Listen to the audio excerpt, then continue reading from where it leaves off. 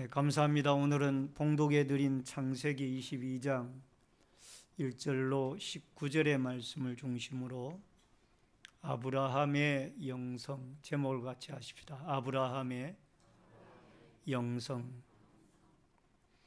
우리는 지난 주간에 다윗의 영성에 대해서 살펴보면서 같이 은혜를 나누었습니다. 오늘은 이 아브라함의 영성에 대해서 우리가 살펴보면서 은혜를 나눌 텐데, 여러분, 이 아브라함은 원래 그 이름이 아브람으로 먼저 나오게 됩니다. 아브람이 나중에 하나님께서 그 이름을 아브라함으로 이렇게 계명을 시켜 주시죠. 마치 야곱이 이스라엘로 이름이 바뀌어지듯이 그 이름이 바뀌어집니다. 아브라함이라는 이름의 뜻은 존귀한 아버지라는 뜻이 있고요. 그 다음에 아브라함이라는 뜻은 열국의 아비라는 그런 이름의 뜻을 가지고 있습니다. 여러분, 신약성경 마태복음 1장 1절에 신약성경 27권 가운데 제일 첫 번째 책이 마태복음이고, 그 마태복음 가운데 1장 1절에 보면은 첫 번째 나오는 이름이 아브라함입니다. 아브라함과 다윗의 자손 예수 그리스도의 세계라. 이처럼 이 아브라함은 믿음의 조상으로, 또 육신의 혈통적으로 말하면 예수님의 계보가 이 아브라함을 통하여 계보가 이어지고 또 탄생하게 되어지는 것을 우리는 보게 됩니다. 또 이스라엘이라는 이 한 국가가 시작이 아브라함이라는 이 한 사람을 통하여 이스라엘 민족과 국가가 시작이 되어지는 것을 우리는 보게 됩니다. 그만큼 하나님께서는 이 아브라함을 참 귀중한 믿음의 인물로서 그렇게 인정을 해 주셨고 또 축복해 주셨고 그를 사용하셨던 겁니다. 과연 하나님께서 이렇게 믿음의 조상으로 삼을 만큼 아브라함이 어떻게 해서 이렇게 위대한 자가 되어지고 또 열방의 아비가 되어지며, 또 마태복음 1장 1절에 보면은 예수 그리스도의 계보가 아브라함과 다윗의 자손 예수 그리스도의 세계라라고 할 만큼 그 위대한 인물로서 그가 하나님이 앞세워지고 또 앞세우게 되어지는가를 우리가 그의 영성에서 한번 찾아보고, 하나님이 아브라함에게 주셨던 위대한 영성, 오늘 두세 가지로 나누어서 본문과 또 창세기를 통하여 또 신구약 성경을 통하여 여러분과 제가 살펴보면서 같이 은혜를 나누고, 우리에게도 하나님이 이 아브라함에게 주셨던 위대한 영성을 우리에게도 허락해 주시는, 또 우리가 소유할 수 있는 이 아름다운 축복과 귀중한 은혜의 시간이 되어질 수 있기를 주의 이름으로 축원합니다. 우선 첫 번째로 시험의 영성입니다. 여러분 1절을 같이 읽어주시기를 바랍니다. 그 일 후에 하나님이 아브라함을 시험하시려고 그를 부르시되 아브라함아 하시니 그가 이르되 내가 여기 있나이다. 아멘.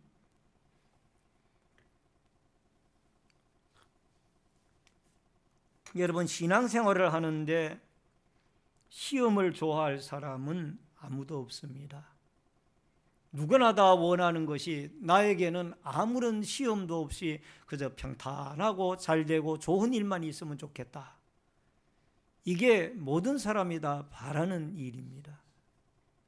그러나 실제 삶의 현장 속에서는 그렇지만은 않습니다. 우리에게는 예상치 못한 여러 가지의 많은 시험과 어려움과 고통들이 우리의 현실 앞을 가로막고 있는 것을 보게 되어집니다. 마치 대학에 들어가길 원하는 고등학교 3학년 학생이 대학 입학 수능고사를 보아야 그 다음에 자기가 원하는 대학에 지원을 할 수 있는 것과 마찬가지로, 여러분과 제가 천국이라는 이 영적 가나안 땅에 들어가기 위해서는 반드시 이 땅에서 많은 시련과 실은 환난과 어려움과 이 시험의 과정들이 우리에게 놓여져 있다라는 겁니다. 아브라함에게도 하나님이 1절 말씀해 보니까 분명히 시험을 하셨습니다.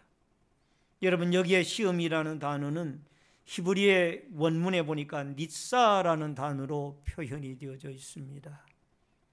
근데 이 시험이 긍정적인 측면의 시험이 있고 부정적인 측면의 시험, 두 가지의 시험으로 나뉘어져 있는 것을 우리는 먼저 알아야만 합니다.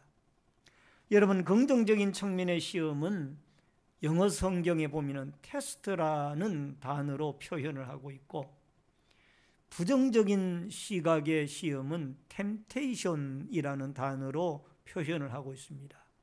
이 부정적인 면의 시험은 유혹이란 말이 더 옳은 말일 수도 있습니다. 자기의 욕망이나 어떤 욕정이나 아니면 어떤 욕심에 의해서 이루어지는 그 일들을 템테이션이라고 해서 시험이라 그렇게 표현을 합니다. 그러나 오늘 성경 본문에 나오는 여기에 이 테스트라는 니사라고 하는 이 단어는 바로 테스트라는 긍정적인 측면에서의 시험으로 이해를 해야 될 줄 압니다. 그래서 아브라함은 오늘 여기에 템테이션이라는 단어로 시험을 당한 것이 아니고 테스트라는 단어로 이 시험을 당했다라는 것이죠. 즉 하나님께서 아브라함에게 더 큰 신앙 성장과 축복을 주시기 위하여 그를 시험하셨다. 그렇게 우리가 이해를 하시면 좋을 것 같습니다. 그런데 그 시험 내용이 무엇입니까? 2절을 여러분 보시기 바랍니다. 다 같이 읽습니다. 시작. 여호와께서 이르시되 내 아들 내 사랑하는 독자 이삭을 데리고 모리아 땅에 가서 내가 내게 일꾼을 일러준 한 산 거기서 그를 번제로 드리라. 여러분, 시험치고는 아브라함에게 너무나 큰 시험이었습니다. 시험의 내용이 무엇입니까? 아들 이삭을 제물로 바치라는 거예요. 여러분, 이삭이란 아들은 아브라함에게 어떤 존재냐면 그의 소망이고 그의 어떤 계약금이며 그의 유일한 소망이 이 땅에 있다라면 아들 이삭이에요. 왜냐하면 아브라함이 100세가 되어져서 하나님의 축복의 선물로 할아버지가 되어져서 얻은 아들이 이 이삭입니다. 근데 그 아들을 제물로 바치라니까 어떻게 생각하면 하나님 제물로 바쳐서 그 아들을 데려갈 것 같으면 왜 우리에게 그 아들을 주셨습니까? 이렇게 얼마든지 항거할 수 있습니다. 그러나 아브라함은 그러한 두 말 하지 아니하고 그 아들 이삭을 하나님께 제물로 바치게 되어집니다. 물론 하나님께서 그 이삭이라는 아들 대신에 숫양을 미리 준비해 놓았다가 이미 그 아브라함을 테스트 니사 이 시험하신 이후에는 이미 숫양을 제물로 바치고 그 아들 이삭을 살리게 되어지죠. 그러나 중요한 것은 여러분, 이러한 1차 시험에 아브라함이 합격을 했다라는 것. 여기에 아브라함이 그 아들 이삭을 바칠 때에 수당을 준비해 놓을 것을 미리 알고 바친 것은 아닙니다. 아들이 하나님이 아버지여 나에게 이 바칠 번제단도 준비가 되어져 있고 모든 것이 준비가 되어져 있는데 하나님 아버지여 나에게 이 재물이 없으니 재물은 어떻게 하겠습니까? 하나님께서 친히 준비하실 것이다. 아마 이 아브라함의 마음이 찢어질 듯 아팠을 거예요. 이삭은 아무리 생각해도 자기가 제물이 되어질 것 같다라는 그런 예감을 가지고 아버지 아브라함에게 그런 질문을 던집니다. 오늘 히브리서 11장 17절에 보면은 아브라함은 시험을 받을 때에 믿음으로 이삭을 드렸으니 그는 약속들을 받은 자로 돼 그 외아들을 드렸느니라. 여러분, 히브리서 기자는 그 아들을 하나님께 바쳤다라고 이미 이야기를 하고 있습니다. 실제적으로 아브라함도 자기 아들 이삭을 바치려고 그 제물로 다른 수량이나 그런 것을 제물로 준비하지 아니하고 아들을 제물로 준비하여서, 여러분, 실제적으로 모리아 산에 가서 그 두 종들을 남겨놓고 아들과 둘이 함께 가서 그 아들을 결박해서 제단 제물 위에다가 쌓아놓은 제물 위에다 아들을 올려놓지 않습니까? 조상이 그 3층에 올라가 보세요. 오늘 여기에 이러한 모습들을 봤을 때에 여러분과 저에게 무엇을 우리가 깨닫게 하고 있습니까? 여러분, 하나님께서 우리에게 성령으로 무엇을 이야기를 하고 있는 거 아니? 하나님께서 아브라함에게 이 영성을 주셨는데 어떤 영성을 주셨느냐? 따라하십시다. 시험을 이길 수 있는 은혜를 주셨더라. 시험 중에도 하나님을 바라본 거예요. 시험 중에도 누구를 바라봤다고요? 하나님을 의지하고 하나님을 바라보. 중소기업의 한 사장님이 자기의 어떤 사업의 모델로 삼았던 분이 있었는데, 그분이 누군가 하니 이랜드의 창업자요 경영주였던 박성수 장로님이었습니다. 그런데 어느 날 이 박성수 장로님의 사업 경영하는 모습을 이 종업원으로 있던 이 중소기업의 사장이 잘 유심히 보았습니다. 이분은 그 당시만 해도 예수를 안 믿었습니다. 그런데 예수를 잘 믿는 이 장로님이신 이 박성수 회장님께서 이 사업을, 이랜드라는 사업을 경영해 나가는데 세금 하나도 이중장부를 쓰지 아니하고 정확하게 세금을 납부를 하고, 또 기업도 투명하게 정직하게 사업을 경영해 나가는 그런 모습을 보았습니다. 그런데 어느 날 이 사업이 이렇게 정직하게 경영했음에도 불구하고 망했습니다. 박성수 회장님의 그 사업이 쫄딱 망했어요. 그 종업원으로 있던 이 중소기업의 사장님이 생각하기를, 뭘 생각을 하고 하니, 저렇게 하나님을 잘 믿고 정직하게 사업을 경영하는데도 불구하고 사업이 망했으니 이제 이 박 사장님은 예수를 안 믿을 것이다, 그렇게 생각을 하고 사업이 망한 이후에 박성수 장로님의 행동을 유심히 지켜봤다. 그런데 놀라운 것은 사업이 망했는데도 불구하고 열심히 교회를 더 잘 나가고 더 신앙생활을 잘하더라는 거예요. 그래서 이 종업원으로 있던 이분이 놀랬다는 거예요. 야, 저 박 사장님이 믿는 이 예수님은 뭔가 있긴 있구나. 저렇게 사업이 쫄딱 망했는데도 불구하고 그래도 하나님을 더 열심히 잘 믿고 의지하니 뭔가 있는갑다라고 생각을 하고, 저분이 믿는 하나님을 나도 믿어야 되겠다. 그리고는 그 뒤로부터 교회를 나가기 시작했다고 합니다. 할렐루야. 여러분, 시련 중에 하나님을 의지하는 것, 이게 진짜 신앙이에요. 사업이 잘 나갈 때는 우리 하나님이 살아계시고 나를 도와주시고 나를 축복해 주셨다라고 열심히 믿다가 사업이 어려움을 당하고 망하게 되어지면 하나님이 어디 계시느냐고, 이거는 여러분 얕은 신앙이고 올바른 신앙이 아닙니다. 따라하십시다. 시험이 와도 끝까지 하나님을 믿겠습니다. 아멘. 욥이 그랬잖아요. 주신 자도 하나님이요 가져가시는 자도 하나님이오니 하나님이 영광을 받으실지로다. 할렐루야. 욥의 신앙이 그랬잖아요. 오늘 사랑하는 성도님 여러분, 예수님이 40일 금식 기도를 하시다가 너무나 배가 고프고 굶주리고 힘들 때 마귀가 그에게 속삭입니다. 돌을 떡으로 만들어서 먹음이 어떠십니까? 그랬더니 예수님이 하시는 말씀이, 사람이 떡으로만 살 것이 아니요 하나님의 입으로 나오는 모든 말씀으로 살 것이라 하였느니라 하시니, 마태복음 4장 4절에 그렇게 말씀을 합니다. 따라하십시다. 사람이 떡으로만 살 것이 아니요 하나님의 말씀으로 살 것이니라.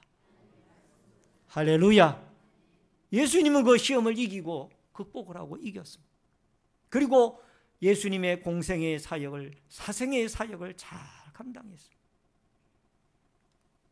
사랑하는 성도님 여러분, 여러분과 저에게도 때로는 물질의 시험으로, 때로는 건강의 시험으로, 때로는 사업의 시험으로, 때로는 직장의 어려움으로, 때로는 사람의 관계 속에서, 때로는 가정사로, 때로는 어떤 자녀들의 문제로, 부모들의 문제로 많은 문제들이 우리에게 찾아옵니다. 여러분, 그때마다 우리는 그 아브라함을 생각을 하시고, 아브라함이, 하나님이 아브라함을 그 테스트하셨던 그 시험을 여러분과 제가 생각을 하시고 그 시험을 잘 이기고 극복하고 나아갈 수 있는 여러분과 제가 되어질 수 있기를 주의 이름으로 축원합니다. 그 다음에 두 번째로 번제, 예배의 영성입니다. 여러분 2절을 같이 읽겠습니다. 다 같이 읽습니다. 여호와께서 이르시되 내 아들 내 사랑하는 독자 이삭을 데리고 모리아 땅으로 가서 내가 내게 일러준 한 산 거기서 그를 번제로 드리라. 또 여러분 5절을 같이 한번 읽겠습니다. 5절, 본문 5절 시작. 이에 아브라함이 종들에게 이르되 너희는 나귀와 함께 여기서 기다리라. 내가 아이와 함께 저기 가서 예배하고 우리가 너희에게로 돌아오리라 하고. 무엇하고요? 무엇하고 돌아오리라? 예배하고. 따라하십시다. 예배하고 돌아오리라. 분명히 모리아산에 가서 이 하나님 앞에 번제를 드리고 예배를 하고 돌아오겠다. 아브라함은 분명히 여기에 오늘 본문에 명시하고 있습니다. 여러분, 이 번제라는 말은 알라라는 뜻으로 히브리 말로 올라간다. 따라하십시다. 올라간다. 올라간다라는 뜻이 있습니다. 그러니까 희생제물의 모든 태운 연기를 하늘로 올라가게 해서 하나님께 그 향기를 드리는 것이 예배라는 거예요. 번제라는 거죠. 여러분, 아브라함은 참 예배 드리기를 좋아했습니다. 취미라고 하기는 그렇습니다만 아브라함의 전기를 읽어보면 그는 어쩌면 그렇게 예배 드리기를 좋아했는지, 누가 그렇게 시켜서 할 수 없는 것이에요. 하나님에게, 아브라함에게는 이 예배의 영성을 주셨어요. 창세기 12장 7절로 8절에 보니까 여호와께서 아브라함에게 나타나 이르시되 내가 이 땅을 내 자손에게 주리라 하신지라. 자기에게 나타나신 여호와께 그가 그곳에서 제단을 쌓고 거기서 베델 동쪽 산으로 옮겨 장막을 치니 서쪽에는 베델이요 동쪽은 아이라. 그가 그곳에서 여호와께 제단을 쌓고 여호와의 이름을 부르더니. 여러분, 아브라함이 베델과 아이 사이에 가서 하나님 앞에 제단을 쌓고 예배를 드렸습니다. 또 뿐만 아니라 창세기 13장 18절에도 보니까, 창세기 13장 3절로 4절에도 보니까 그가 네게부에서부터 길을 떠나 베델에 이르며 베델과 아이 사이 곧 전에 장막 쳤던 곳에 이르니 그가 처음으로 제단을 쌓은 곳이라. 그가 거기서 여호와의 이름을 불렀더라. 네게부 지역으로 갔다가 다시 돌아오는 길에 그 전에 예배드렸던 곳에 와서 또 예배를 드리는 것. 창세기 13장 18절에 보니까 이 아브라함이 장막을 옮겨 헤브론에 있는 마물의 상술의 수풀에 이르러 거주하며 거기서 여호와를 위하여 제단을 쌓았더라. 따라하십시다. 여호와를 위하여 제단을 쌓았더라. 여기에 이 제단을 쌓은 창세기 13장 18절의 이 배경이 어떤 배경인가니, 롯과 아브라함이 축복을 받아서 각각 목축업을 하는데 이 롯의 목자들과 아브라함의 목자들 사이에 이 초장은 좁고 양들은 많고 하니까 자꾸 이 다툼이 일어나는 거예요. 그래서 롯에게 야 롯아, 네가 넓은 이 땅 가운데 서로 너와 우리의 목초지를 나누어서 살자. 그랬더니 롯이 넉넉해 보이고 좋아 보이는 이 요단강변의 소돔과 고모라 땅을 선택해서 가고, 나머지 땅이 척박한 땅인 이 요단강 서편의 가나안 땅을 이 아브라함이 가지게 되어졌습니다. 아브라함은 고지대인 헤브론 땅에, 척박한 땅에 가서 먼저 하나님 앞에 하는 일이, 하나님, 제 조카 롯을 내가 지금까지 키웠더니 제가 좋은 땅은 다 가져갔고 저는 이 척박한 돌짝밭 같은 황무지 같은 이 땅을 가지게 되어서 이렇게 원망해야 될 텐데 그렇게 하지 않았어요. 먼저 제단을 쌓고 하나님께 이 감사 예배를 드립니다. 하나님, 저에게 이 땅을 주셔서 감사합니다. 예배드리고, 그 어려운 상황에도 소돔과 고모라의 기름진 땅을 롯에게 다 빼앗기고 이 황무지의 땅을 자기가, 삼촌인 자기가 가지고 있는 이런 상황 속에서도 하나님 앞에 감사 예배를 먼저 드리는 거예요. 이게 바로 예배의 영성이 살아있는, 하나님이 주신 아브라함에게 예배의 영성이에요. 어떤 경우에도 하나님께 예배를 드리는 거예요. 여러분, 전주 서문교회의 10대 목사님이셨던 김성현 목사님이 지은 예배가 살아야 교회가 산다라는 그 책에 나오는 일부의 내용을 여러분에게 소개해 올리고자 합니다.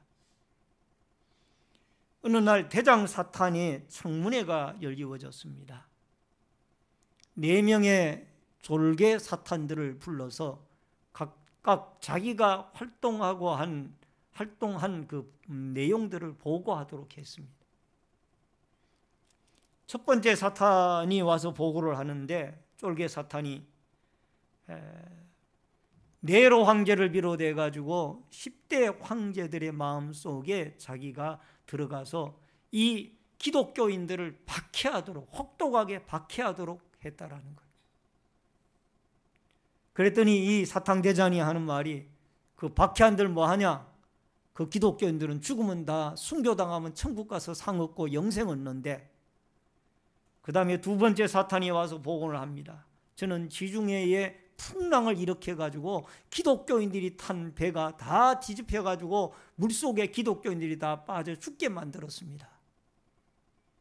그들이 죽으면 천국 가고 영생 얻는데 네가 한 일이 그 자랑이라고 하느냐? 세 번째 사탄이 와서 보고합니다. 저는 이 아라비아 광야에 사막에 가가지고 기독교인들 성지순례 하러 오는 기독교인들에게 모래바람을 일으켜가지고 수백 명을 다 죽게 만들었습니다.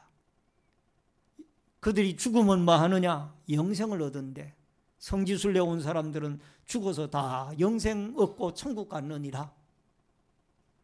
네 번째 사탄이 보고를 합니다.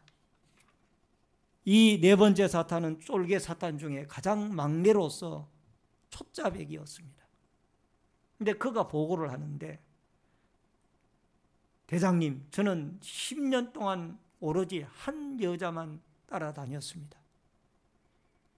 근데 그 여자는 엄청난 믿음이 좋은 사람이라 성경 읽기도, 기도하기도, 또 전도하기도, 봉사하기도, 주일 성수하기도, 건축하는데 앞장을 서기도, 사업도 열심히 하고, 또 교회 부흥에도 이 여자로 말미암아 몇천 명의 교회로 부흥을 하고 있습니다.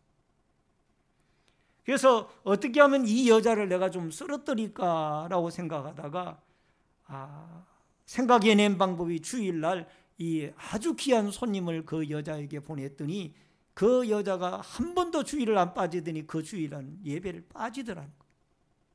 그 다음번에는 아주 중요한 일을 또 만들었더니 또 주일날 그 일 때문에 그분이 교회를 못 나가더라.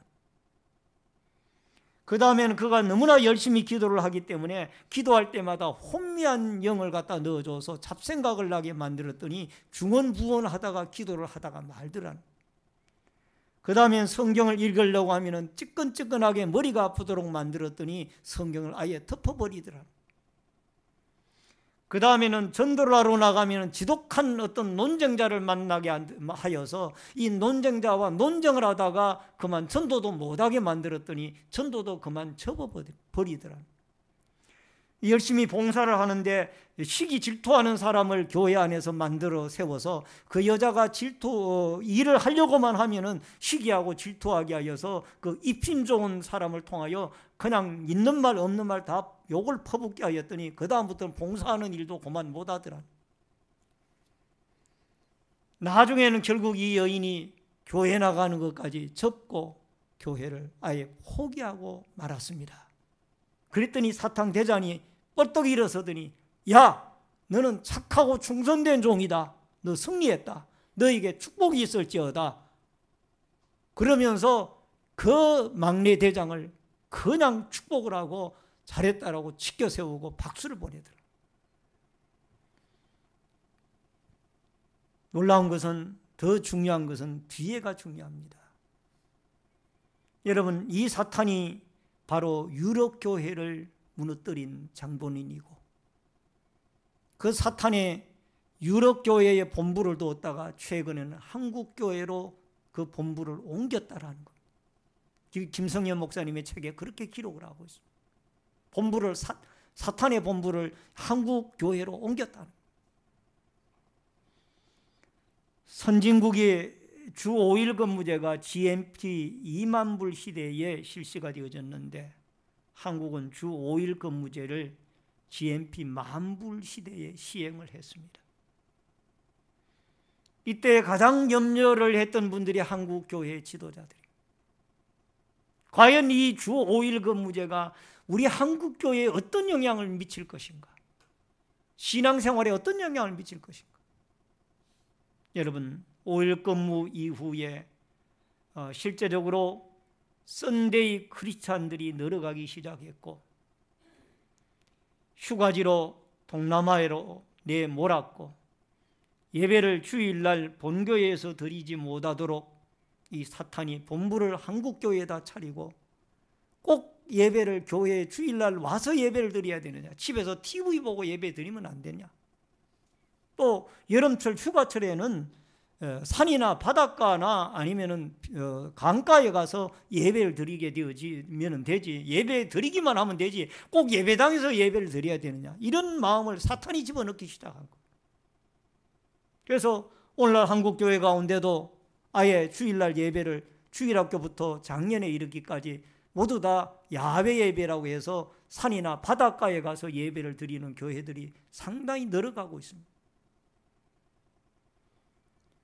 그러나 하나님은 성경 말씀에 보니까 솔로몬의 성전이 지어지기 전까지는 장막 예배를 드렸지만은 솔로몬의 성전이 지어진 이후로는 성전 중심의 예배를 철저하게 드렸습니다.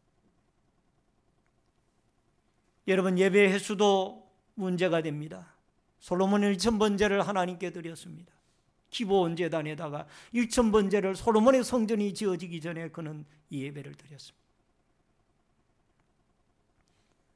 여러분, 김성현 목사님의 책에 보면은 과거에는 우리가 주일 낮 예배나 주일 저녁 예배, 수요일 예배, 새벽 예배, 구역 예배, 심야 기도회, 어떤 철야 예배 등등의 예배를 통하여 주일학교나 우리 어른들이 철저하게 예배를 드렸는데, 오늘날은 주일 낮 예배 딱 한 번 드리는 걸로 예배를 마친다. 의무를 다했다라고 생각합니다. 예배 횟수가 줄어드는 것을 들면서 한국 교회는 힘을 잃어버리기 시작했다. 오늘 사랑하는 성도님 여러분, 초대 예루살렘 교회는 어떻게 했습니까? 사도행전 2장 46절로 47절에 보니까 날마다 마음을 같이하여 성전에 모이기를 힘쓰고 집에서 떡을 떼며 기쁨과 순전한 마음으로 음식을 먹고 하나님을 찬미하며 또 온 백성에게 칭송을 받으니 주께서 구원받는 사람을 날마다 더하게 하시니라. 따라하십시다. 주께서 구원받는 사람을 날마다 더하게 하시니라. 아멘. 이 초대 예루살렘 교회는 매일 모여서 하나님께 예배드리고 떡을 떼고 성찬식을 행하며 하나님 앞에 사랑의 교제를 나누고 그렇게 예배를 드리기를 좋아했어요. 히브리서 10장 25절에 모이기를 피하는 어떤 사람들의 습관과 같이 하지 말고 오직 권하여 그날이 가까움을 볼수록 더욱 그리하자. 따라하십시다. 신앙의 영성은 예배에서부터 시작하더라. 아멘. 여러분, 하나님이 아브라함을 믿음의 조상으로 삼게 되어진 것은 그냥 삼은 것이 아니고 이스라엘의 민족의 시작자로 아브라함을 삼게 되어진 것, 그냥 그 사람을 선택한 것은 아니에요. 물론 아브라함도 실수가 있습니다. 몇 가지의 죄를 짓고 때로는 거짓말에 죄도 짓고 때로는 처벌없기도 하고, 그러나 그 아브라함이 그나마 다른 사람에 비해서 믿음이 좋았더라. 예배를 생명과 같이 여겼던 거예요. 오늘 사랑하는 성도님 여러분, 아브라함에게 주셨던 영성이 여러분과 저에게 다시 회복되어질 수 있기를 바랍니다. 한국교회에 다시 회복되어질 수 있기를 바랍니다. 우리의 예배를 못 드리게 방해하는 이 악한 마귀가, 네 번째 이 쫄개 마귀의 그 보고가, 이 마귀의 본부가 한국교회가 되어지지 아니하도록 한국교회에서 이 마귀가 물러가고 하나님 앞에 다시 한번 예배가 회복이 되어져서 아무리 욕을 해도 우리가 예배하는 시간은 하나님 앞에 올려드리겠습니다. 할렐루야. 이 믿음이 다시 회복되어질 수 있기를 바랍니다. 마지막으로 말씀의 영성입니다. 여러분 2절과 12절을 같이 읽도록 하겠습니다. 시작. 여호와께서 이르시되 내 아들 내 사랑하는 독자 이삭을 데리고 모리아 땅으로 가서 내가 내게 일러준 한 산 거기서 그를 번제로 드리라. 12절.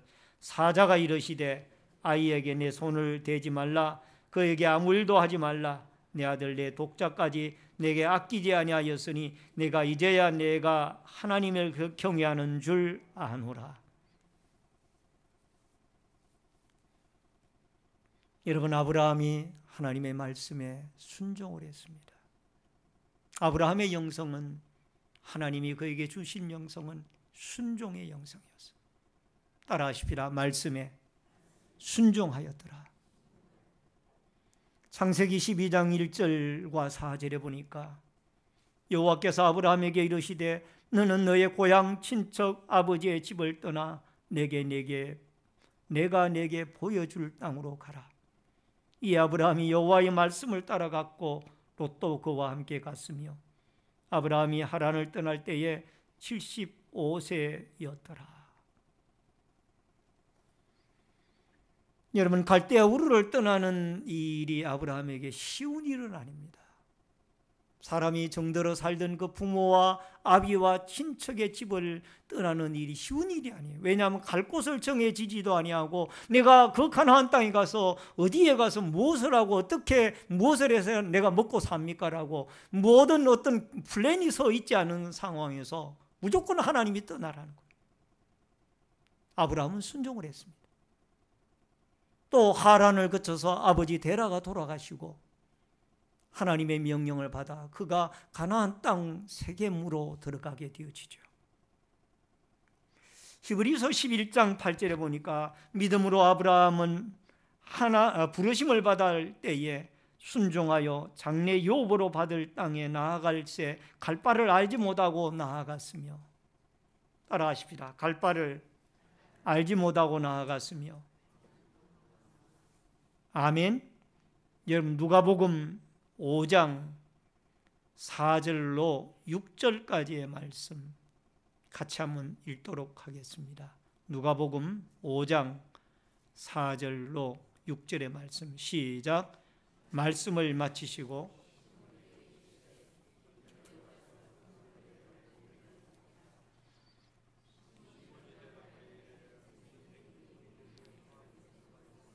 잡은 것이 없지만은 말씀에 의지하여 내가 그물을 내리리이다 하고 그렇게 하니 고기를 잡은 것이 심히 많아 그물이 찢어지는지라. 아멘. 베드로도 마찬가지였어요.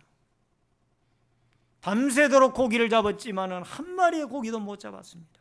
그러나 말씀에 순종하고 나아갔더니 그물이 찢어지도록 고기가 잡혀지게 되어졌고, 또 그 이후에 형제들을 불러다가 그 그물을 잡힌 고기를 끌어올려야만 했던 거예요. 로마서 5장 19절에 한 사람이 순종하지 아니함으로 많은 사람이 죄인 된 것 같이 한 사람이 순종하심으로 말미암아 순종하심으로 많은 사람이 의인이 되리라. 예수 그리스도의 순종으로 여러분과 제가 의인이 되어졌고 구원받은 사람이 되어졌습니다. 한 가지의 말씀만 드리고 말씀을 줄입니다. 한동대학교 총장이신 김영길 총장에 대한 이야기를 말씀을 드리고 말씀을 줄이겠습니다. 여러분, 김영길 박사님은 미국에서 약 12년 동안 생활을 하였습니다. 미국 미 항공 우주국인 나사에서 근무를 했고, 또 뉴욕 인코라는 회사에서 연구원으로 근무를 하다가 그는 귀국을 했습니다. 귀국해서 1979년 카이스트 교수로 부임을 해서 약 15년간 연구 활동을 하던 중 1994년 한동대학교 총장으로 제의를 받게 됩니다.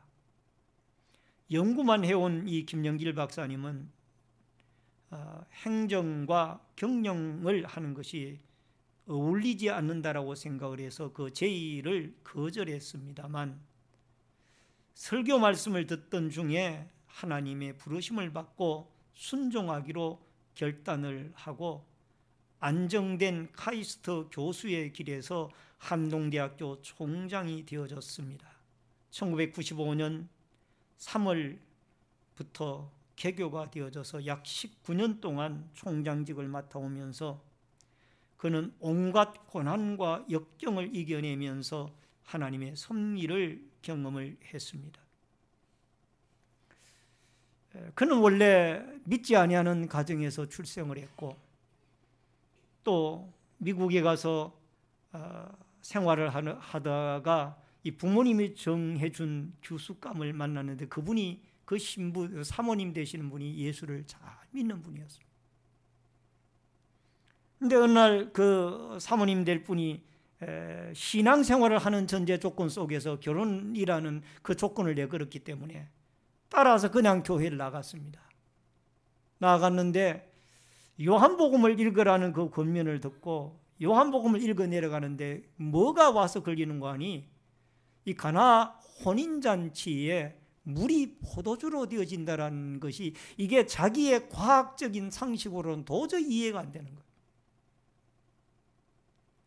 또 동정녀 탄생이라는 그 사실이, 사람이 남자와 여자가 결혼해서 아기를 낳을 수 있는 것이지 어떻게 성령으로 그가 잉태가 되어질 수가 있느냐, 이게 논리적으로 이해가 안 되는 거예요.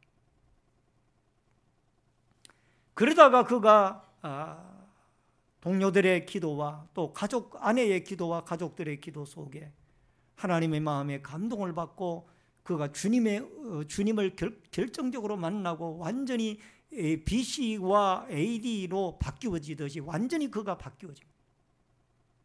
그리고는 그가 하나님의 말씀에 순종을 하여 지금은 이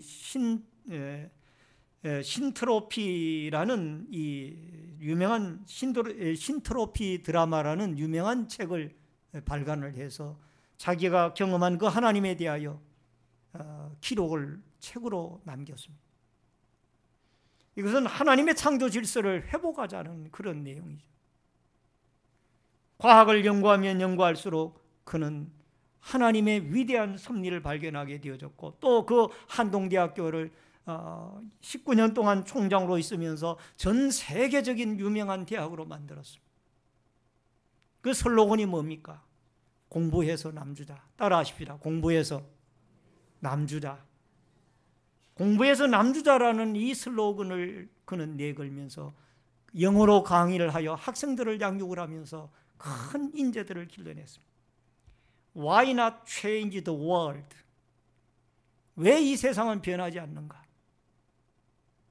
그리고 공부해서 남주자. 이 두 가지의 내용을 가지고 그는 계속해서 학생들을 교육시키면서 훌륭한 인재들을 길러냅니다. 하나님의 말씀에 순종을 했습니다. 때로는 그가 이 한동대학을 이끌어 나가면서 경제난에 시달리고 때로는 옥고를 치르기도 합니다. 그 많은 고통을 겪으면서도 하나님의 뜻이 이 세계적인 인재를 길러내고 신앙적인 기독교 세계관을 가진 좋은 인재를 길러내는 하나님의 위대한 큰 일을 위해서 순종을 하였더니 하나님이 그를 쓰시는 거예요. 결론을 맺습니다.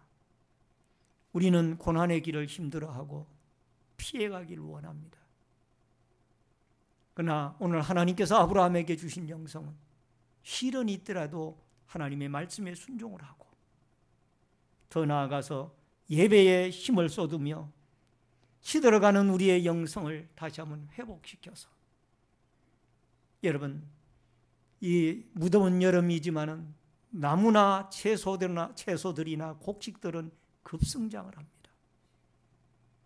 이 자연 만물처럼 여러분과 저의 신앙도 이 성화의 계절에 아브라함의 영성, 다윗의 영성으로 무장을 하여 아름답게 성장하고 또 성장하여 하나님 앞에 귀하게 크게 아름답게 쓰임을 받는 믿음의 영성으로 하나님 앞에 하나님을 바라보며 쓰임을 받는 믿음의 도구들로 쓰임받기를 주의 이름으로 축원합니다. 축원합니다. 다 같이 통성으로